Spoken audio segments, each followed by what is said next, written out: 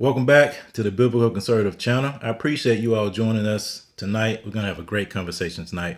I got Kevin Briggins from the Center for Biblical Unity and the Off Code podcast on tonight. We're going to have a fire discussion. Please get your comments ready. Share this with your friends. This is going to be a valuable conversation that we believe is needed in today's culture and today's time.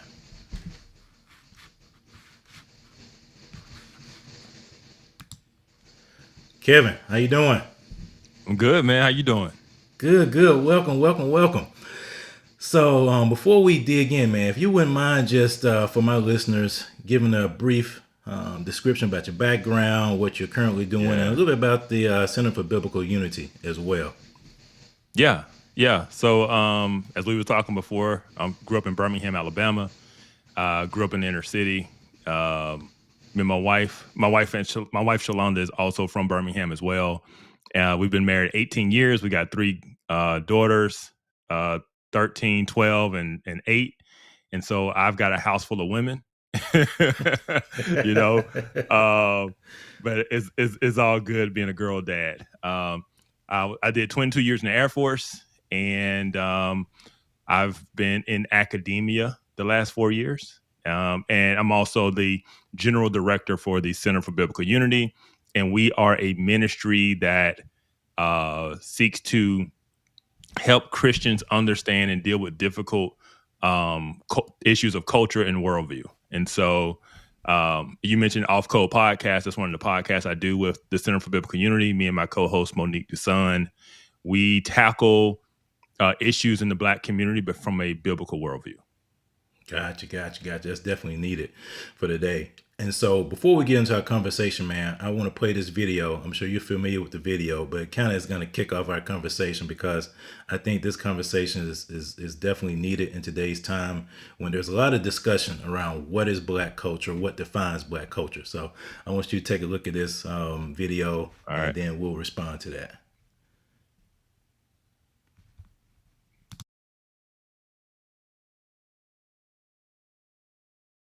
Let's say that somebody was coming into our church and they're Black, and would they be eligible for membership in our church? Yes, they of course they would. They'd be eligible for membership in our church.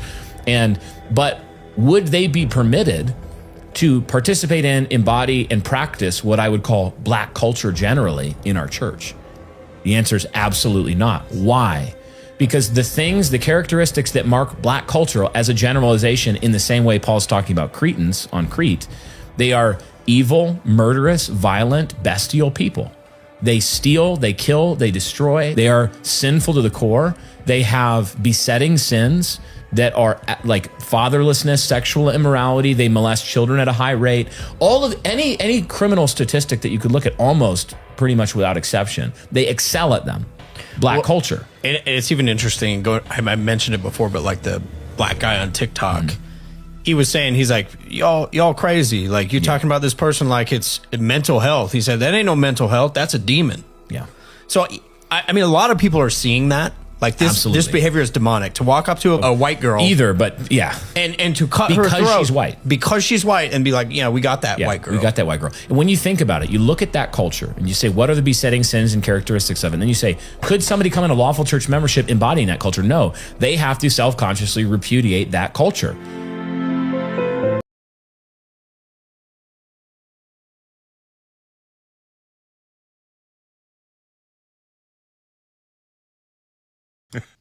I know, brother. I know. You heard that before, but I kind of want to use that as our jumping off point. So before we even get into what they had to say, if somebody came up to you and said, "Hey, Kevin, man, what is Black culture?" What would be your answer to that? Man, it would be depending on what you're talking about as far as Black culture, but in general, man, it's so not hard to define because I know what it is. And I know the element of Black culture they're talking about. I recently wrote something about kind of how I view Black culture. And there are different elements that shape Black culture. I like to borrow from my buddy Delano Squires. He talks about the 5 Ps, right? The pastors, the pundits, the performers. What's the other ones? But basically, you have these different segments of black that affect black culture, right? And so you have, your professor, you got your academics, you've got your performers, the arts, the actors, you've got your political pundits on TV, your Joy Reids of the world.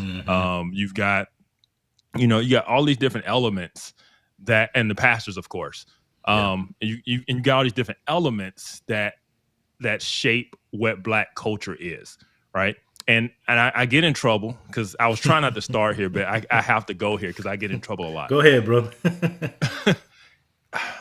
Sadly enough, if we look at what black culture is, and I'm not talking about music and art and those things are, when I talk about black culture, I'm talking about I'm talking about your values, your beliefs, your practices, those types of things. Black culture is largely driven from a Marxist ideology. And what I mean by that is the way we're taught to see the world and the way that it shapes how we engage with others and things. And even from the standpoint of, he talked about faultlessness, even from the standpoint of the impact of the feminist movement on the black community, right? The I don't need a man stuff. Like, all of that stuff was rooted in a particular ideology that was targeted to the black community in the 60s and 70s. And that ideology is Marxism, right? It was pushed to us as blackness. It was pushed to us as liberation. It was pushed to us as, freedom. All of these different words were used, but at the end of the day, the influences that we were told to listen to that pushed us in a particular direction that shape what our culture is today. And I'm saying that intentionally because our culture today is not what our culture used to be. That's why there's been such a dramatic shift in the black community. That culture is largely driven through a culture that is driven by the idea of liberation, right? And so there are many things we can use to describe black culture, but if you say, hey, what is black culture in general? That is kind of the description I would use. Is a culture that is largely shaped from the idea of constant liberation from oppression. Hey, I go there all the time, so we can definitely go there. So I guess my and so when you say that, of course, that resonates with me, and what I also believe is that, and I truly believe this, is that the civil rights movement, and I've been thinking about this for the past probably week or so. I think the civil rights movement was akin to like the Cultural Revolution that happened in China. I think there was a great transfer that people are not even aware of, that people don't even talk about. That there was this movement of young people that essentially transformed black culture and opened the door to Marxism, opened the door to social, open the door to feminism, open the door to the LGBTQ to take over, open the door to the matriarchy, open the door to the fatherlessness that we see.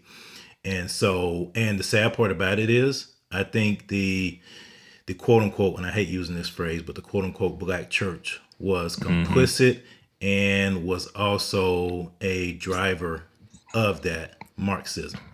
And so I guess my question to you is, was this something that was intentional? I mean, we hear about liberation all the time, and understand we the boys, we're from the South, so we definitely understand the laws that were around during that time, Jim Crow and those kind of things, and there was a need to address the true racism that was going on. But do you think this was an unintentional thing, the way that the culture has degenerated after the civil rights movement, or was it a byproduct, or was it like a Trojan horse that was there all the time and we just didn't see it? Yeah, it was definitely intentional. We know as a matter of historical fact that the Soviet Union intentionally targeted the black community in America as its kind of source to sow discord and disunity in America. And it used the racial tensions and history there to stir up black people. And this started around like the late 1920s, early 1930s. And so by the time you get to the civil rights movement in the 1950s, the mid 1950s, you've had 20, 25 years of this type of stuff being intentionally put into the Black community, largely through pastors, because pastors had the largest effect on the Black community. When Margaret Sanger, the founder of Planned Parenthood, wanted to push her Negro Project, who did she go to? She went to the Black pastors to sell the pastors on it, right? And that's because the Black community was heavily rooted in the church. It was heavily rooted in Christianity. And of course, and so most Black people wouldn't just accept like, oh, this is Marxism, right? And so the Communist Party tried that at first, and a lot of Black people were part of the Communist Party. Yeah, that's right. Because it was enticing. I mean, I try to be understanding. I mean, you think about what they're going through, how they're living, and you hear this message of equality and freedom and liberation, and everybody's equal, and you know, it sounds like this utopia. It sounds like justice, right? But we know it's not. We know that's never how it ends. But I can understand how the appeal of it, right? And so there was a man named Manning Johnson who wrote a book. He wrote the book in 1953, but it was about his time in the Communist Party in the 1930s. And he talked about how once he really realized what they were doing, that's when he got out. He realized they didn't care about Black people. They were just using Black people for their own purposes and agenda. And a lot of it was to keep us angry and to use us to sow discord in America. Right. And so by the time you get to the 1950s, this is already kind of starting to bubble up. And you've got, you know, people like King on the scene, who he always, so King always claimed he wasn't a Marxist. He always claimed he wasn't a communist. But he did claim two other things. He said he was against capitalism and that he would describe himself as a democratic socialist. That's the term he used. Okay. But we know today a democratic socialist is just a communist by a different name. There is no real distinction between the two, right? But of course, that term is taboo. So he used the term democratic socialist, but he was also, you know, against capitalism because he saw it as unjust. And he did surround himself with people who were communist, right? A lot of his speechwriters, his advisors. And so however you want to label him, it was still very influential in his ideology and the things that he was pushing for. And so you got King's influence, and and so by the time you get to, like I said, the 1950s into the 1960s, you've already starting to see this effect of anger. We're not waiting any longer. We're tired of these coons and bootlickers, right? And the coons and the bootlickers were the leaders of the Black community who weren't down with the revolution, right? You know, and if you weren't down with the revolution, then you were just an Uncle Tom. You use all these different names, right?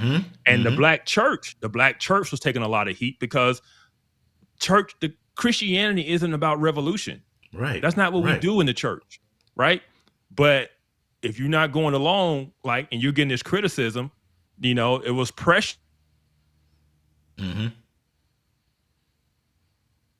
Oh.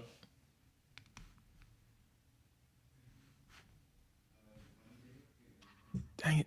There we go. You back. There you go. You back. All right, yeah. You were rolling. Especially and so especially once the movement, you know, really got going, there was a lot of pressure to get behind it. But even still, there were a lot of churches that pushed back against King. Like Joseph King Jackson, right? Joseph H. Jackson. King was way more popular in death than he was during his time. Like this idea that all the Black community is behind King, like, no, there was disagreement. You know, you mentioned Joseph H. Jackson. Most people don't know who he is or who he was, right? Right. So he was born in 1900. He died in 1990, right? He lived 90 years. But he was the president of the National Baptist Convention, which was the largest Black Christian denomination in the country and still is today. And he was the president, I think, for 29 years. And he was the president during the time of King. And King and his followers tried to unseat Joseph H. Jackson as the president. And when they couldn't, when they failed because they didn't have the support, they end up leaving the National Baptist Convention, and King started the Progressive National Baptist Convention. And so if you're familiar, that's why that exists today, because King could not take over the National Baptist Convention because he didn't have the support. And so that just goes to show you, like, it wasn't like this uniformed, like, rally around King. There were a lot of people, especially from the older generation, who did not agree with King. You know, and it's kind of like you mentioned that the civil rights movement was a youth movement. It was the movement of the young people. Even King himself was young, right? Yeah. And so, I mean, he was still a young man when he was assassinated in '68. So think how young he was in '55 when he was doing the Montgomery bus boycott, right? Right. As a matter of fact, I think King was born in '29, so he would have been 26. Yeah. Yeah. 26, and he's the face of the movement. Yeah, I know. You know, exactly.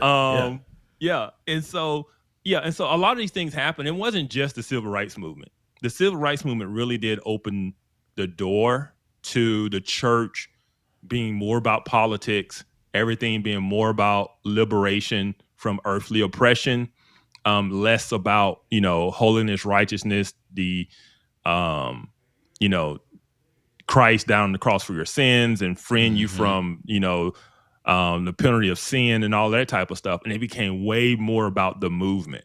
It became way more about, you know, politics, voting. And this is the thing too. I have a very mixed feelings about this, because my great grandfather was very instrumental in the civil rights movement. Okay. He was very close to Dr. King. He was kind of the financier of the movement. And he died unexpectedly of a heart attack a couple of months before the '64 Civil Rights Act was passed. So he kind of gets forgotten because he died suddenly. But he was the one who was going and bailing out the kids from jail when they got arrested, and stuff like that. He was the money guy. Gotcha. And so, as part of me is that's a proud heritage kind of deal. But when I look at the civil rights movement as a whole, and matter of fact, I'm working on a talk right now talking about what did the civil rights movement cost us, right? We gained a lot in terms of our legal rights and standings, but what did we give up to get it, right? And when I examine what was going on, when I examine what happens to the Black community, when I examine what happens to the Black church as a product of that revolution, I can't look and say, hey, we are better off as a community because of it, right? Really? Okay. I mean, you could say we're better off economically, culturally. So this is the 60th anniversary of the Moynihan Report. The Moynihan Report came out in 1965, and it was called a national crisis because the out of wedlock birth rate in the Black community had reached 25%. And he was like, this is a crisis. Something has to be done. That was in 1965. By the time we get to 1985, in just 20 years, it's gone from 25% to nearly 75%. I know. And we've been between 70 and 75% ever since. So and this is post Jim Crow. This is post, people try to blame a lot of this stuff on slavery and Jim Crow's. No, we were intact, together, strong during those times. Something happened that changed the Black community. And what was it? And when you look at it, it's the civil rights movement. It is the sexual revolution of the 60s. It is the feminist movement of the 60s. This whole time period is a period of revolution. And like you said, the cultural revolution. And so what does the cultural revolution look like to the Black community, right? Because you also have liberation theology comes on the scene in 1965. So now the church is just rooted in this doctrine of liberation. And so, everything becomes about gaining our liberation and our freedom. And when that becomes the case, you're no longer focused on personal sin. You're no longer focused on holiness. You're no longer focused on righteousness, how you live. The 1970s, of course, you got like the Black Liberation Army. You've got the Black Panther movement.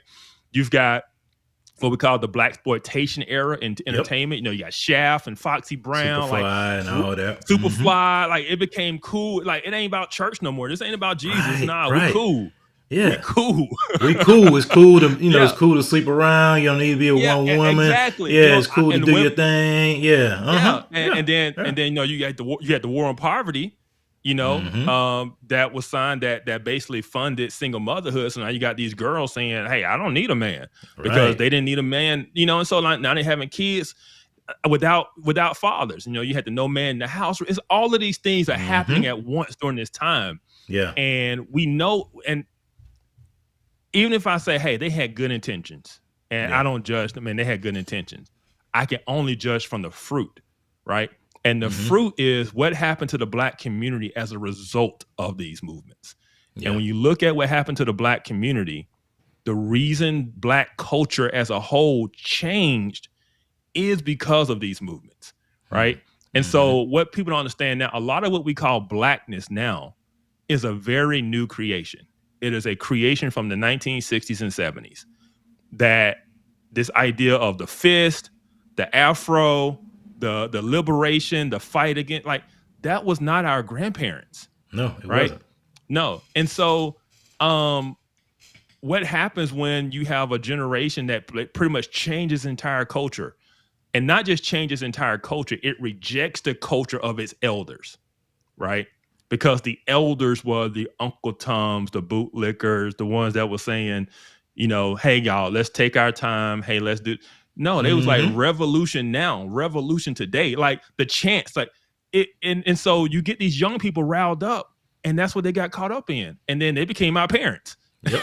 They did. They became You my know, parents. They got involved in politics. They got involved in the church, and sure, it's yeah. something. Yeah, right, right. It became the pastors. Everything got revolutionized, including black culture, right? Mm-hmm. And so we didn't just end up with fatherless homes for no reason.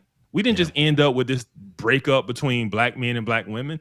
And actually, man, I was watching a video this past week, and this person played a clip from the Democratic Socialists of America, talking about family abolition. Right. Remember, Dr. King claimed he's a Democratic Socialist, Yeah. right? Yeah. So the Democratic Socialists of America, they're talking about family abolition. Mm-hmm. And this is what they said. They said, we know family abolition is possible because we've seen black women do it.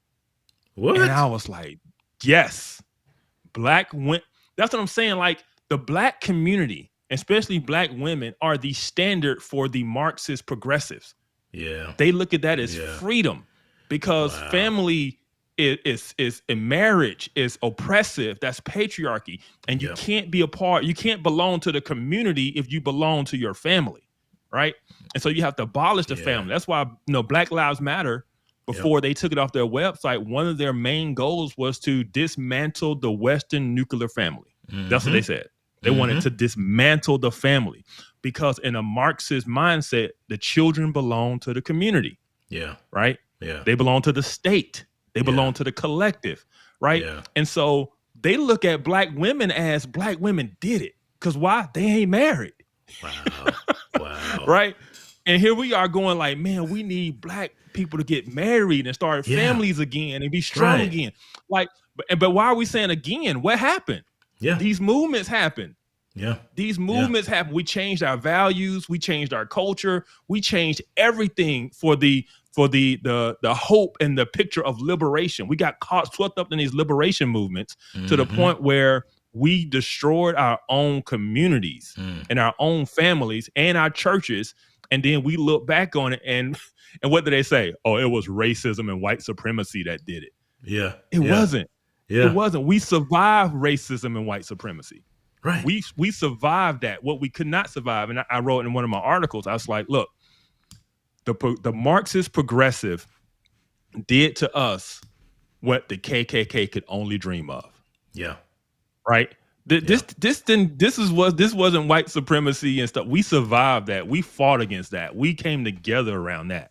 Right? We had our own businesses. We had our own communities. We had our own schools. We had, we were doing what we had to do.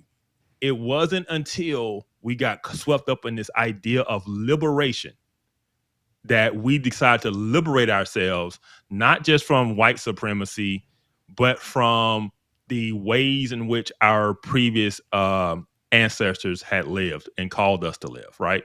Because Christianity was the white man's religion, right? Yep. And even now, no, they talk about whiteness. No, we gotta be free from whiteness and white supremacy. Well, what does that entail? Well, according to the Museum of African American History and Culture, that means Christianity, Yep. right? And so when you look at the playbook is you got to remove from the black perspective, right? You got to remove black people from this Christianity that's holding them back, because when you have someone who's rooted in Christianity, they make horrible revolutionaries because you have contentment, you have joy, even if regardless of your circumstances, right? Regardless of your circumstances, you have contentment, you have joy, you have faith in God, and you have faith in a future hope, right? You do. You have to destroy that future hope in people to get them angry, to get them into the streets. Yeah. Right. Right. Joseph H. Jackson, he was talking about Dr. King in the civil rights movement, and he said this. He said, you can't rile up people to hate the world and then send them out into the streets and call it Christianity. He's like, that ain't Christianity. You can't do that. Not. And so you have to break people. I mean, because even Karl Marx called religion, he's mainly talking about Christianity, he called religion the opioid of the masses, right? He sure did. It keeps you doped up. It keeps you delusional. You can't see your oppression. You won't break out of it. You won't fight back. Marx and Engels wrote the Communist Manifesto, and they were contemporaries. I didn't realize this until I looked into it. They were contemporaries of Charles Spurgeon, and they were all in London at the same time. And there used to be this game that kids would play with one another where they would ask each other questions, and the other kid had to fill it out and answer the questions. And Engels played this game with his daughter, and we still have the copy of the paper today. And on one of the questions, she asked him, who do you despise the most? Or what character do you despise the most? And he wrote one word on his paper. He wrote Spurgeon. So the author of the Communist Manifesto hated what we would consider the greatest Baptist preacher to ever live, because Spurgeon had such an effect on the people in London. He was a revival. His people came from all around to hear Spurgeon preach, right? Yeah. And Marx and Engels realized that was a problem, right? They needed to break away from that. And so that's what they did to us. They broke us away from the foundation of Christianity, which our culture was rooted in. That's why we had strong marriages and families, despite what our economic circumstances might be. We were a moral people, and they changed that because we needed to be liberated from that. And we got liberated from it. Yeah. But the question we never ask is, what are we liberating ourselves to? Yeah. Right. And what we've liberated ourselves to is baby mama culture, fatherless children, violence in our communities, complete debauchery in music, just materialism. Everything's about fashion and money, how I look. Like we threw all of that stuff away from our grandparents' generation, and we adopted something new. And now we can own it, and we can say, hey, this is Black culture, and this is Blackness, and this. But at the end of the day, what is it rooted in? Yeah. And what most people don't understand is that it is really rooted in a Marxist ideology that was fed to us under the label of Blackness. Yeah. And we accepted it because we like, this is what it means to be Black, and that's why Joe Biden can say, hey, if you don't know whether you vote for me or Trump, you ain't Black. Right. How does he, what gives him the right to say, like, how does he know, what does it mean to be Black? To be Black means to think a certain way and to be on a certain side. Yeah. And that is what it means to be Black. But how do we get there? How do we get here? It wasn't always this way. And that's a whole lot to say what Black culture is and how we got. Yes. To answer your question, man, yes, it was intentional. Yeah. It was intentional. Yeah. And and man, we can go down a lot of different paths, but I want to touch on this. What do you think the role of the Black man played in the descent into debauchery? Because as first of all, as free will creatures made in the image of God, we have the ability to make decisions. Now we are heavily influenced by things around us, you know, your worldview, and also based upon what you experience. Unfortunately, those things heavily influence you, but you still have the ability to make choices. So, Yes. what do you think led to a lot of men, you know, previous generations, even some in our generation, saying it's better for me to leave home? It's better for me to go around and spread my seed in multiple different places, multiple different souls, and not care for the fruit that's produced. What do you think drove that? Because yeah, I'm with you when it comes to the things that Hmm. happened after the entrance of Yeah. Marxism through the civil rights movement, blackness, and we'll Yeah. get to all the other stuff. But what, in your opinion, do you think led to a lot of men, not all men, but a lot of men Hmm. deciding it's better for me to go out here and live this selfish kind of life instead of really being a man and taking care of my responsibility? Yeah. First of all, the simple answer is sin, right? Sin is tempting, right? And you had the war on poverty, right? And so the government, from a financial standpoint, stepped in and told men that they weren't needed, and women told men they weren't needed, and so there was no point in sticking around because the government was going to take care of that kid. Hmm. Um, and then I would say the church Mm. um, left its responsibility. There used to be consequences, right? You got a girl pregnant, you just gonna marry that girl, Yeah. right? You're Yeah. gonna do the right thing, and you're gonna marry that girl. But that came from the church. That came from the steep Christian community, and that was the expectation that, hey, you went around here and fornicated. You got this girl pregnant. You're gonna do what you got to do. You're gonna marry this girl. You're gonna work hard. You're gonna take care of your family. Like, Right. that went away. Yeah. That went away. The Yeah. social expectation went away. Hmm. Um, and so what are men faced with? What is given to them? Like I said, I already mentioned the sexual revolution. And so women now are more accessible. They're not trying to like save themselves and hold out and does he really love? Like, no, express yourself, right? Hmm. Sleep Yep. with who you want. Yep. Right. And then they had the birth control pill, right? Yep. And so all of these things made it to where why would a guy settle down with one girl when he Yep. can do his thing? Hmm. When he can be Shaft. Yeah, He could be Shaq, be Superfly. Superfly, be a player. Yeah. You know, Players Yeah, be a Club player. back in Yeah. our time. You know, Players Club and all those Yeah. movies and those. Yeah, I mean, why? Yeah, exactly. Yeah. And it was sold as something cool. You know. It was. Yeah. And we bought it. And Yeah. like I said, it's we can talk about all these outside forces and these stuff when what changed, but at the end of the day, we said yes. Yep. At the Mhm. end of the day, we decided that we wanted to live this way. Yeah. And we neglected our families. And then at the same time, when women, I mean, I've seen several videos from this time frame where they interview women, and the mindset was simply of, I just don't need a man. Mhm. Like, what do I need a man for? Yeah. Yeah. It was like this. It was like they didn't understand, especially from a parenting standpoint, that fathers were important. It was almost like men are just optional. Mhm. Long as I got some finances, I can raise my kids by myself, Yep. right? And so it was just it was singing. It was the breakdown in the relationship between men and women. This kind of partnership of we need one another and we respect one another and value one another.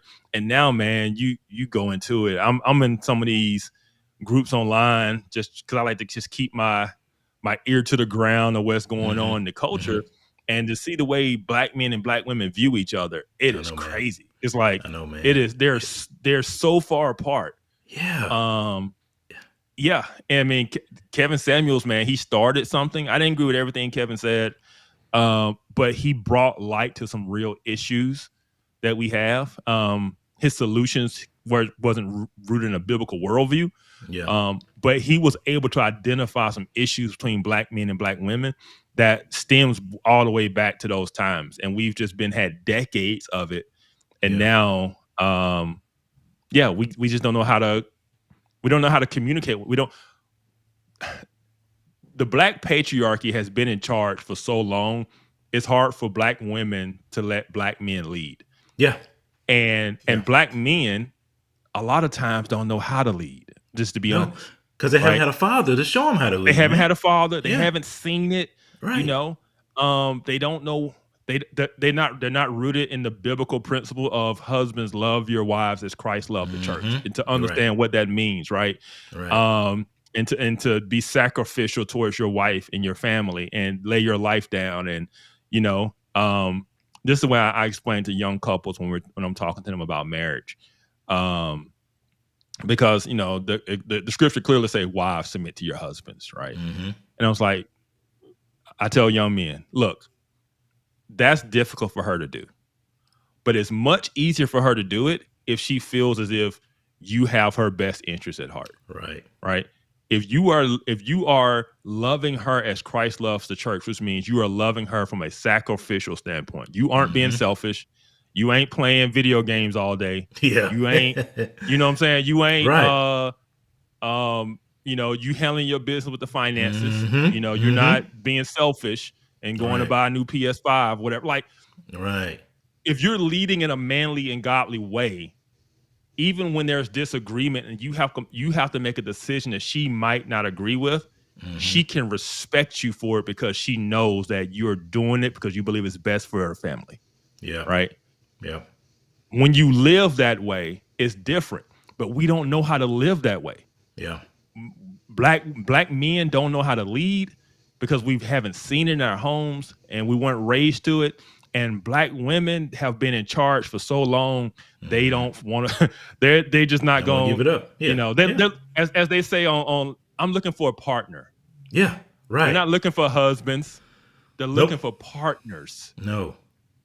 And it's like, no, we're not partners. I mean, there's a partnership, but no, we're husband and wife. There's a headship. There's a created order there. And then the children fall under it, and we raise the children in this way, and I know that sounds, for someone who is very modern, that sounds old school. I know, man. And backwoods but it's Yeah. the way God designed it, and that's the Yeah. way we used to live, and we got rid of it.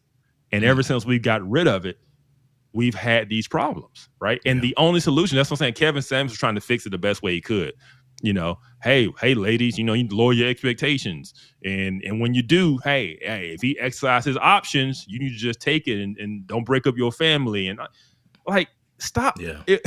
But he wouldn't tell men, hey, fellas, be faithful to your wife. Right. Be faithful to her. Right. No, he's like, nah, he got to exercise his options. Yeah. Like, no, that's not what no. Right. Right. Yeah, it's not the solution. It's not the solution. Right. And so we need men. First of all, we need to have more of these conversations. We need to mentor the younger generation of young boys coming up and young girls, because these young girls are still coming up and being, what are they seeing out there in the culture to emulate? They're seeing boss chicks. Yeah. Boss chicks. They're not seeing a lot of wives. No, but think about it. I mean, cover your train of thought, but think about this whole trad wife kind of deal. Who are the ones that are portraying as trad wives? You don't see too many people like us as trad wives, do you? No. You don't. No. Matter of fact, that is disdain. People are like, oh, trad wife. Oh, how dare I'm going to get my bag. What about the trad wife? He'll follow me. So sorry, man. I didn't cut y'all head start about that. No, you're good. And me and my wife, we've been married 18 years. She worked up until the time we started having kids, and she's been a stay-at-home mom. We homeschool. Like, man, my wife is an awesome homemaker. Like, we're spoiled. I'll put it like that. We are spoiled. And so, but my kids, man, I look at, the difference in how I grew up in mostly a single mother home. I had a stepdad for a while. But my wife, she never had a father in her home. It was her mom and her and her two sisters. And so seeing the difference in having a father in the home and then seeing how my children are growing up with a mother who is always present and caring and nurturing to them. Like, man, my kids, and this is their norm. They don't know anything different. Right. But I'm like, they don't know how blessed they are and how good they have it because it's not the norm. And I try to tell them sometimes, hey, y'all, this ain't normal. So no, we've, the Lord has blessed us, financially, for my wife to be able to stay home. And there's sometimes we've taken the kids on the trip. I'm like, hey, kids, need to be appreciative of this because this isn't normal, Right. And so just trying to show them and live out a way for them to follow and mimic. So I got 3 daughters, and so when it comes time for them to pick a husband, they know what they need to be looking for. They know what right looks like, because they've seen it, they've been raised in it, and they should have that expectation that their husband is going to, be lead and be responsible and mature, and and in the same way, because they've seen it, and then they know how they see how I treat their mom, so they should know how they need to be treated. Right. And so it's just we gotta show it to the next generation.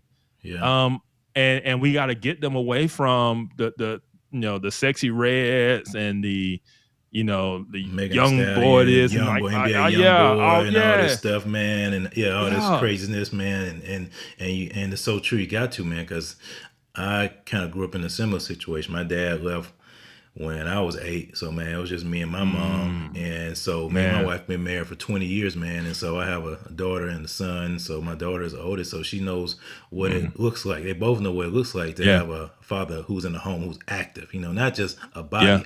But somebody who's actively, who's engaged, who's trying his best. Exactly. Don't always get it right, but trying his best to display, servant leadership and that kind of thing in the home, to love my wife like, Christ loved the church. And so you're right. But the funny story is, so my daughter's in college. And so people were just asking questions about, their background, things like that. And so when they came to her and she started saying, yeah, my dad's at home and this and that, people were shocked. Because the assumption was, a girl of color has 2 parents in the home. And it's like, wow. But that is so true because that is a rarity nowadays, man. It is a rarity, especially in our community. And the sad part about it is, though, Kevin, fatherlessness, single baby mama culture has been normalized to the point to where our situation is weird. People look at our situation like we're specimens, like we're from another planet, and that used to be the norm, right, in the community. Yeah. I have a family member who I love. She's not married, and she just announced, like, in the family group text, hey, baby girl coming, blah blah blah, date. And I'm just like, do we celebrate? Like, it's so normal. There's no even an expectation that you're gonna be married first. This is just like, this is it. Yeah. And I'm just like, yeah, no, like, I know, man. Yeah, it's sad, and it's not that these things happen. It's just that the expectation that this is normal, and that this is not the way it's supposed to be. Oh. And the they love to talk about the disparities and all of these types of things. None of these disparities will ever change. I don't care what policy changes. I don't care who you vote for. It will never change until we decide to change, right? The culture has to change. What decides your outcomes is your what I would call culture, in terms of what do you value, what do you believe, and what do you practice.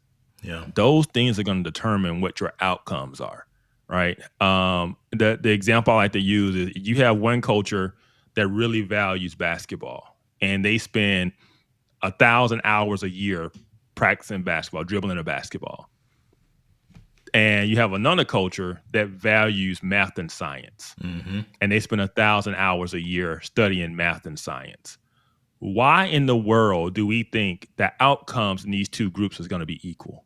Yeah. Right. One is going to excel in the field of basketball, and another is going to excel in the field of math and science. But what the culture teaches us to do is, oh, look at the disparities of the lack of this culture in math and science. It must be racism. And it's like, no, it's culture.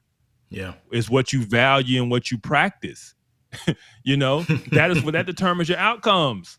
And so, like, if we want different outcomes, we got to mimic different behaviors. We got to have different practices and beliefs. We can't continue to do the same thing and then think that as a whole, as a group, our outcomes are going to change. Yeah. But what they do is, and this is the game. This is the game. What these leftists do is they want us to stay in this broken culture Oh yeah. because they can then pimp us out. Look at the disparities. Look at this, right? This is evidence of systemic racism. You therefore need to vote for us, pass this policy, right? And it's always just to push more socialist policies, right?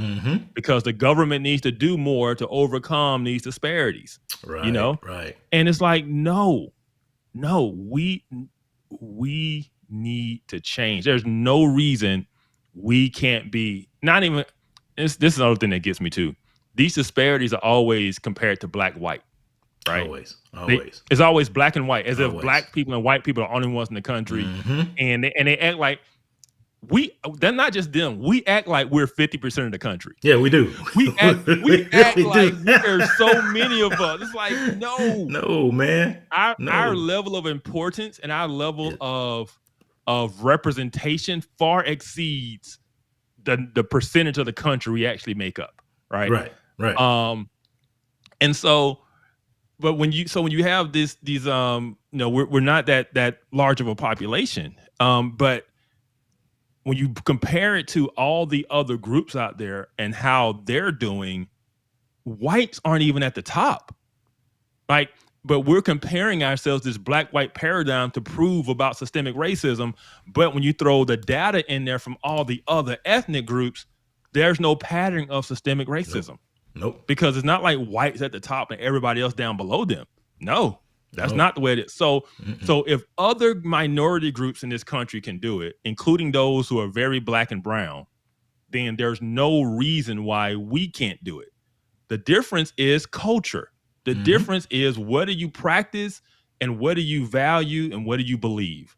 And then, so we valued marriage, if we valued staying together, if we valued having 2-parent homes to raise our kids, if we valued education over athletic achievement, right, we would see those same results, right? Yeah. I work in academia. I get to see who's in the engineering field. I get to see who's in the STEM fields, and then who's over in sociology, right? Right. Yeah. Right. It ain't gonna be the same. Yeah, it's not. You know? It's not. It's not going to be the same, because you're right. Because the culture doesn't emphasize that. You know this. The culture doesn't emphasize intelligence unless you are intelligent and a leftist and a Democrat. That's the only way your intelligence is inflated. But and on my channel, I call them like the black triumvirate. You know, the black elites who want to keep black people in a permanent state of victimhood. That's intentional. Because they benefit. They benefit from it. They profit off of it. And like you say, they get paid to keep the masses down so they can justify that America is systemically racist. It's a game that's been played over and over and over again. Let me talk about my favorite black Democrat politician right now, Miss Jasmine Crockett. Jazzy Jazz. Man, Jasmine Crockett.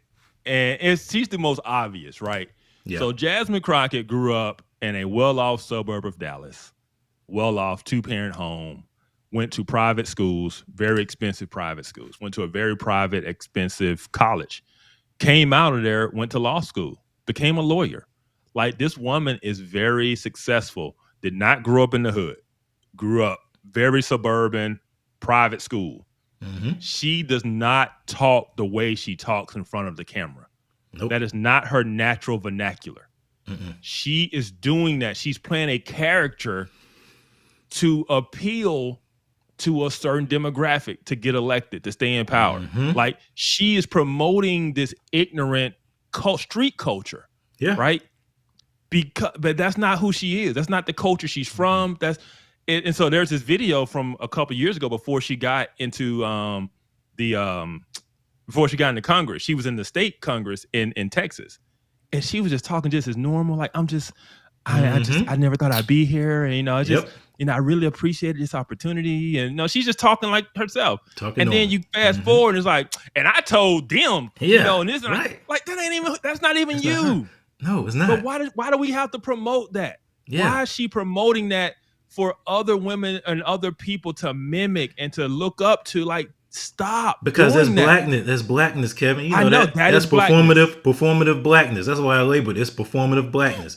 Most people It that is. don't grow up in the hood, don't grow up around street culture, that grow up like Jasmine Crockett, they want to be down. You know how it was. Oh, most of the people oh, I that went there, do. yeah, I do. you So smart, I but grew you up. want to act dumb around. Yeah, I grew up in the hood, man. I saw kids in the hood intentionally dumb themselves down to be in the in crowd, yeah, right? And I also saw when I went to a so integration practices were still a thing in Alabama in the 90s. And I kind of moved to an area of the hood that was county zoned. It wasn't yeah. city zoned, it was county zoned. And because of integration from the 50s and 60s, this area got bused all the way across town Okay. to be in this school that was it was majority white. It was like 65% white, 35% black, or 60-40. It was a good mix. But this school was put together for integration purposes, right? And so you had suburban kids and you had inner city kids. And some of the black kids were suburban kids, 2 parents' homes, getting dropped off at school in a Mercedes. You know what they wanted to be? They wanted to be hood. Yeah, want to be They hood. wanted to be street. And it was like, that ain't what you want. No, That is not what you want, right? And so they would mimic this behavior they were seeing in rap music and on BET and all of this type of stuff. And they also they also kind of realized that, oh, it's a difference because some of those dudes from the hood weren't like me. Yeah. They were a little bit different. Yeah. Yeah, Junebug, I them a little know crazy. Junebug. Yeah, I He a know little crazy. Junebug. I know. No, He a yeah, I little know crazy. Junebug. Yeah. Yeah, they realize that, oh, that's the real. That ain't pretend, right? And so you realize there's this difference, but it blew my mind at why these kids from the suburbs wanted to be that. Yeah. And I'm like, I'm trying to get to where y'all are. Right. Exactly. But it's that pressure, man. It's that and I'm sure other cultures, other ethnicities have it, but they don't have it to the degree, because I've been around other ethnicities. Yeah, but the thing about it is, and I want you to chime in on this too, other ethnicities, they look down upon, I'm not saying it's right, they look down upon the lesser than in their community. You don't see, I'll use this example. You don't see in the Asian culture, you don't see them celebrating people that are not intelligent. They don't elevate them. They talk about the ones that make the straight A's. They talk about the ones who are doing well, your doctors and things like that. But in black culture, the street culture, the hood culture, the prison culture, the ignorance is celebrated. Now, I think it's being elevated by forces outside of the community to be used to It is. enforce, the systemic racism narrative and those kind of things, and have people like those two guys we were talking about before equate that with black culture. But what are your thoughts on the fact that in quote unquote the black community, ignorance, debauchery, degeneracy, acting a fool behavior is celebrated, whereas being disciplined, being polite, being a Christian is frowned upon and sometimes even talked about and shunned? Yeah.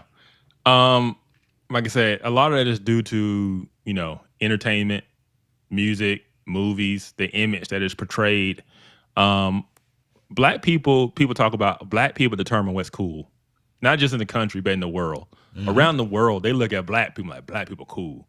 But who are the cool ones? It is the poor. It is the inner city culture that we get to prop up as, the role models, essentially. And yeah, it's hard to understand why we as a culture do that.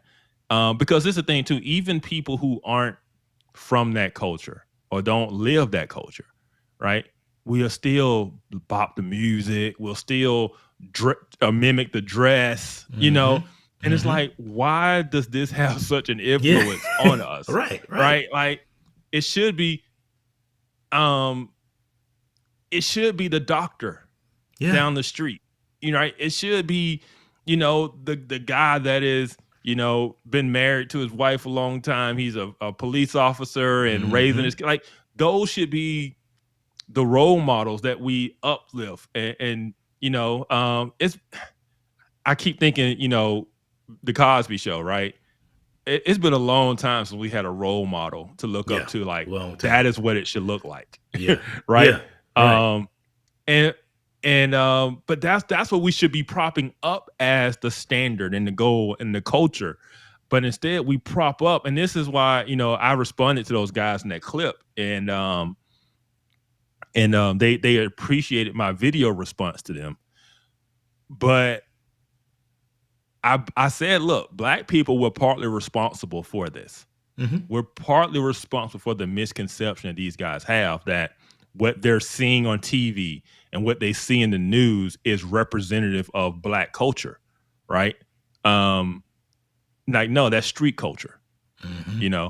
That's YN culture. We'll call it, it's YN culture for sure. Because look what he said. Because think about it. This is what he said. He said, in general, Black culture is evil, violent, murderous, bestial. Mm-hmm. He's talking about street culture, because he's talking about this girl that got killed on the train by this black guy, here in Charlotte. Yeah. And so he's saying, in general, this is his words, in general, that's Black culture, right? And I'm like, in general, that is not. In general, most Black people aren't into that, right? We don't live by those codes. We don't live in the streets. We don't live, we're not gunning each other down. That is a small subset of the Black community. And that's why when you ask me what Black culture is, I know what the perception of Black culture is. Mm-hmm. And that's what those guys were responding to, because that's all they know. And I was saying, like, as Black people, we're partially responsible for that misconception, because number one, we're not honest about that subculture, right? We're not honest about the real issues that go on. We'll talk about it behind closed doors, mm-hmm. but we don't put family business in the street. We won't talk about it honestly. And one of the reasons why, going back to the civil rights movement, the thing the civil rights movement taught us more than anything is that our political power and our social power comes from our grievance, mm-hmm. right? And so instead of spending the last 60 years reaching for excellence and overachieving and overcoming, we have spent the last 60 years making sure we don't lose our grievance. Yep. Because that is where our power is, or we perceive mm-hmm. that's where our power is, right? And so because we never wanted to lose our grievance, we always wanted to put all of our issues on white people, mm-hmm. right? All of our issues were on someone else. We never would have an open and honest conversation about what was going on inside our own communities or our own culture, right? We would have it behind closed doors.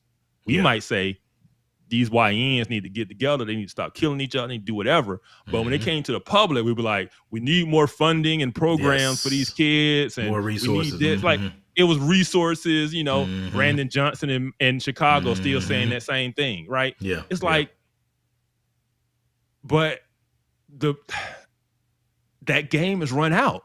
Yeah. And when the race game runs out, what's left?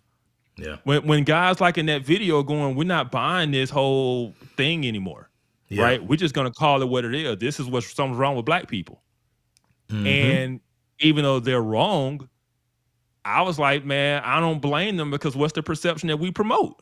Yeah, right. We promote the perception that is what Black culture is, and we won't speak up and be honest and say, y'all need to stop killing each other. We won't go out and march and act a fool because Pookie killed Ray Ray, but we'll go out and act a fool if Officer so-and-so killed, yeah. And they see that and they're like, hold up. Every night on the news, I see Black murder after Black murder after Black murder, and it's nothing but silence from the community. But then the minute one white person kills a Black person, or a police officer kills a Black person, y'all out there acting a fool. Yeah. The world sees the hypocrisy. They do. They do. And so we got to just be honest. Yeah. We got to be honest, but they can't, because they don't want to lose their grievance. Man. But I hate to tell them this. It's gone, man. It's gone. It's gone. Yeah. 2020 killed it. Yeah. The guilt reached a feverish pitch in 2020, and everybody felt so bad because of George Floyd. Yeah. But it was so abused It was so abused. We kicked white people down so bad. We told all white people they were racist. You know, Yep. we said all the All the worst stuff. things we could say. And we expected white people as a whole to continue to just bow down and kiss our feet and say how sorry they were. Right. Exactly. And that's what the progressives are doing. Yeah. But everyone else is going, man, I'm tired of this. But see, the progressives are doing it in the public, but behind closed Yes. doors, they're like, Yes. man, these foolish N words. N words. They say it. They say it With the hard with the R, hard too. R. That's foolish. We is using them for political purpose. They so dumb, so stupid. They think we're on their side. Yes. We'll never do anything Yes. for them. We'll give them breadcrumbs every 2 to 4 years so they can keep voting for us. But we don't want to use them. Yep. As a matter of fact, their political power is waning because the Hispanics are rising up. So we won't even need these folks in about 10 years. And so that's the thing, is that cycle keeps going. But you're right, because, and the unfortunate thing is, people like us are few and far in between who are bold enough and courageous enough to speak out about it. Because if you speak out about it, you're gonna be labeled all kinds of stuff like, "Oh man, you tap And dancing." that's part of the game. That's part of the yeah, game. yeah. We saw it with Booker T. Washington. We saw it with Joseph H. Jackson. We have Mm-hmm. seen it over the years. If you aren't down with the revolution, they will discredit you. Yeah, They will call you an Uncle Tom, bootlicker, coon, all of these different terms just to discredit you because you're not down for the cause, right? All skin folk ain't kin folk. Yeah, and all right. of these different things, right? Yeah. You're going to get uninvited from the cookout. We're going to take your black card. Like, all of these things are things to make black people compliant. yes, yes. And to stay in Yep. this brokenness and this sense of anger, this sense of victimization, because every 4 years they need to push your button to get you to the polls. Got to. You got to. And until we realize that, man, we've been hoodwinked, Yeah. and if we had a focus on the right things the entire time, we would be a whole lot different. And don't even get me started on the abortion thing, right? Yeah. Because yeah. for all the Black Lives Matter stuff, the black community today is about half of what it should be. It's Right. half of what Half. it should be. Have. Because and think about this.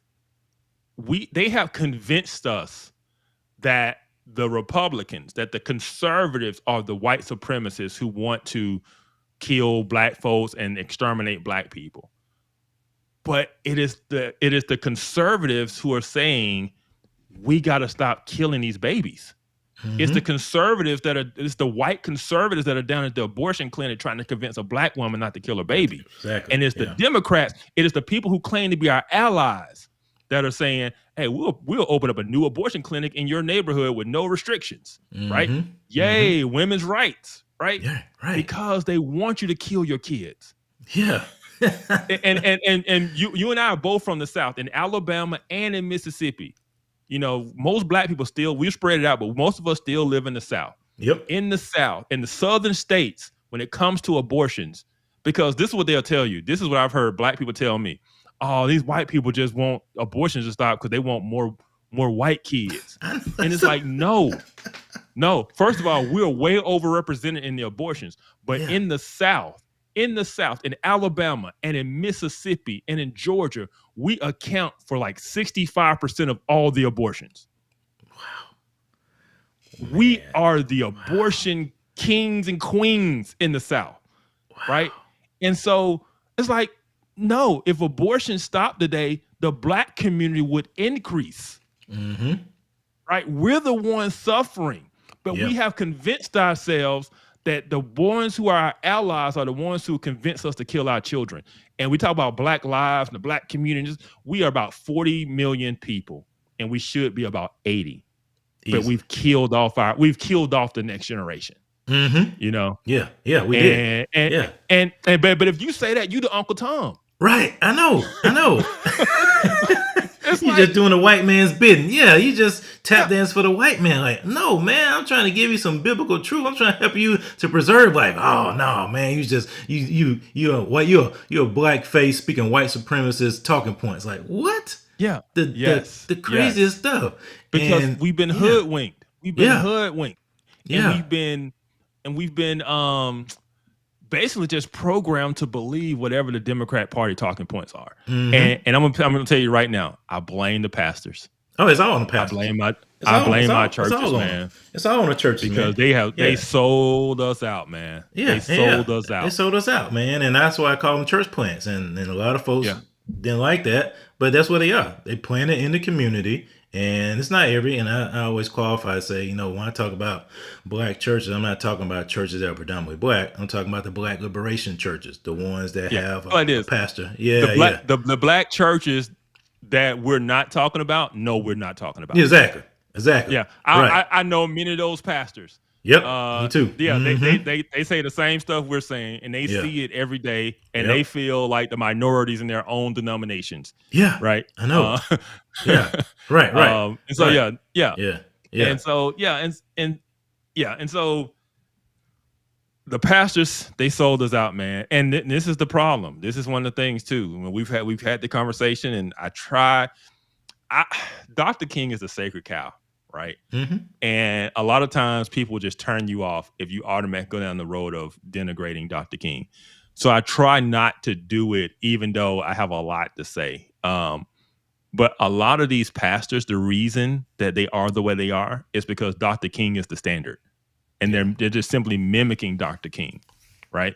They want to be the person that's standing next to the politician. They want to be the face of these things, right? When the mayor is talking, they want to be right there behind the mayor, Mm-hmm. right?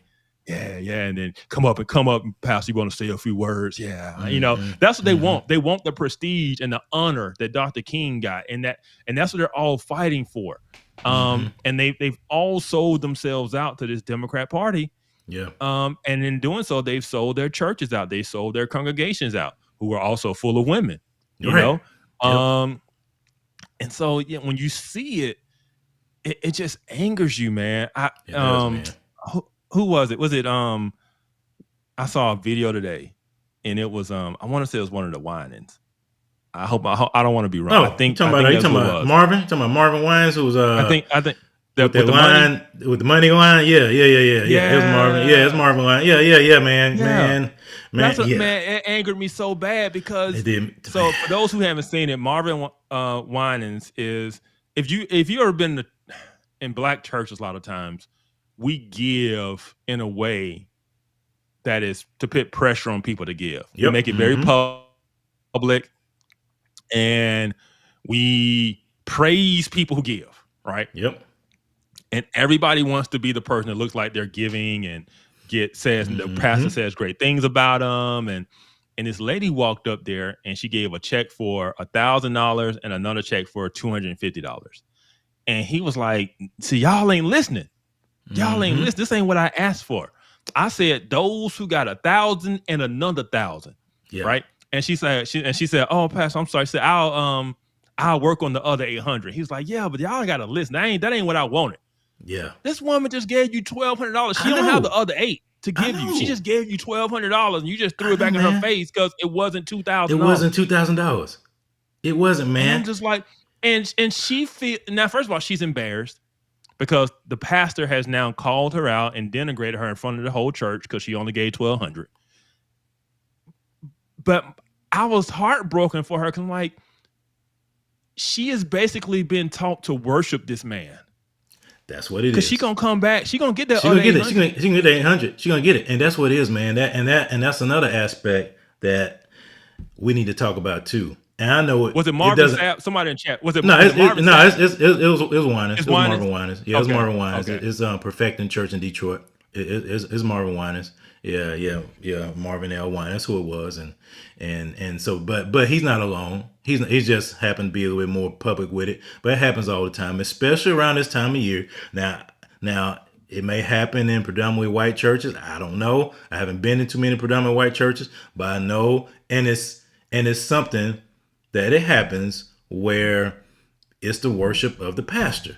And that's why we have what we have in the community, because they do things like this, pastor anniversary, church anniversary, where people do stuff to be seen. Because you're right. Because if you watch that video, and I highly recommend people go actually find the church, Perfecting Church in Detroit. If you watch it, I think it was either before that lady you're talking about or after the lady you're talking about. Another lady came up, and I don't know how much she gave, but she gave a significant amount to where she was celebrated. in front of everybody. I mean, he called her out. He gave her a big old hug.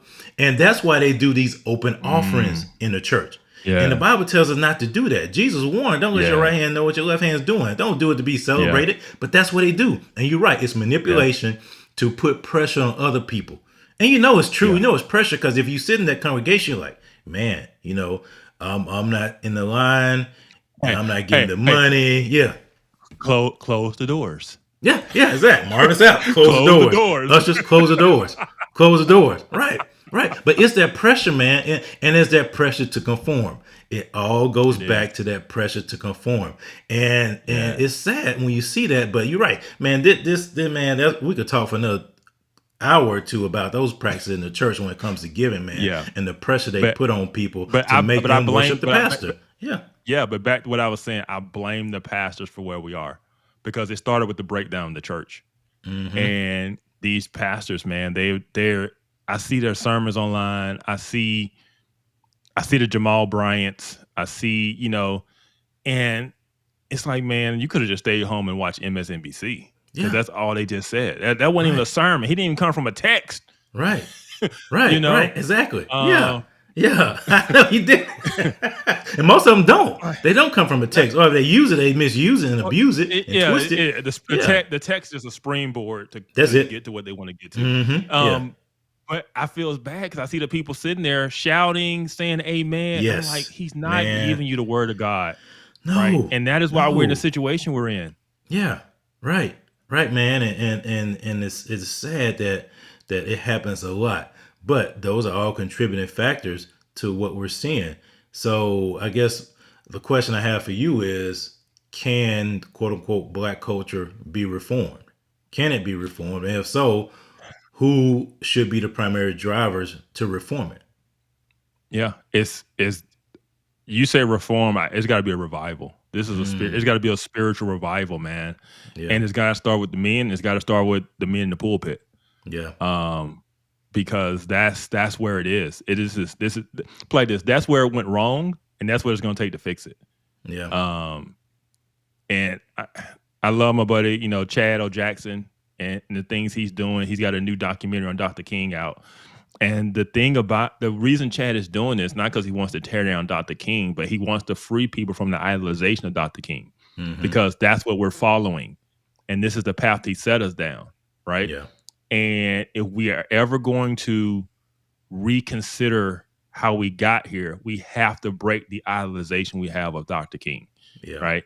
And he's not, I mean, he's just doing the historical, factual, this is who Dr. King was, this is what he believed, this is where he led us, right? And if we can just acknowledge that, get out of our feelings and realize that Dr. King ain't Jesus, you know, he did not down the cross for our sins.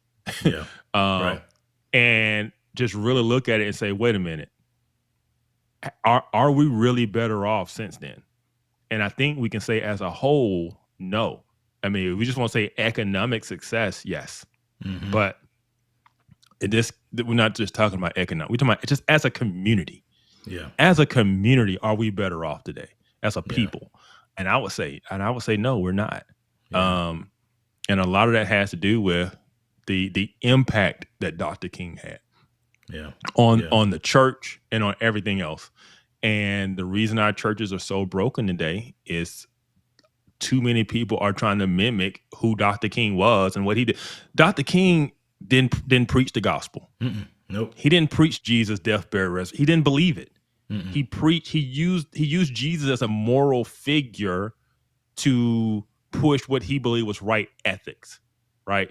And in doing that, it simply became about social justice. But if you're just a people that just care about social justice, that's not a message of character. That's not a message of righteousness. That's not a message of this is how you're supposed to live, right? It's just a message of liberation. Right. And so there's no transforming work in that, right? Right. The heart of a person isn't transformed through that message of social gospel. Nope. And so and so too many people are preaching sermons that are just social gospel. They're just political sermons. They're just sermons to get the people to move to action, you know, and things like that. And there's just no power in it. There's no transformative power. The vast majority, I would say, the vast majority of Black churches today are either social gospel liberation theology or word of faith, right? Where it's about your increase and it's your season and God gonna bless you and like speak it into existence and like all of that stuff, right? Yeah. I think most Black churches you walk into, you're gonna hear one of those messages. Yeah. That's gonna be the vast majority are not healthy, biblical, Bible, gospel-centered churches. They're out there. They do exist. Yeah. They are just the minority. They and are. And so what's going to turn it around is a revival. It's for Yeah. more of those churches to become biblical churches again and start preaching the gospel and get back to what the church's call is. The church's call isn't politics. No. The church has two jobs: evangelize, disciple. And when the church stops doing those things, the community suffers. Yeah. Right. And that's where we are. And we got to get back to that. Evangelize, disciple young men, disciple young women, evangelize the community, go out and reach out to the dude on the corner that's lost. Right. Yeah. Right. That's what changes. Right. You're right, man. And I agree. I think it's definitely something that has a start. And I think it has a start. It may not necessarily start from the pulpit. It'll start from the pews. It'll start from the true ecclesia, the called out ones. I believe that's where it's going to start. Yeah. Because the ones in the pulpit have already been corrupted. They've compromised. And unless the Lord opens up their eyes and they repent and get born again, more than likely, they're not going to be a part of the revival that's necessary in order to not just change quote unquote Black culture, but American culture as well. Yeah. So, man, that's so on point. So, before I let you go, where can people find more information, man? I'm sure people have enjoyed this conversation. We got to have you back on, man. We got to do this definitely more often. But, we got to do this definitely more often. But where can people find you, get more information about what you're doing at the Center for Biblical Unity and your podcast and all that stuff? Yeah. So Center for Biblical Unity.com, you can find all our stuff there. Center for Biblical Unity on YouTube is where you can find us as well. Anywhere you find your podcast. And you just want to Google my name, Kevin Briggins. I'm the only Kevin Briggins in the world. So when you Google my name, it just comes up. My Substack comes up, my Twitter, my Facebook, my Instagram, everything just comes up.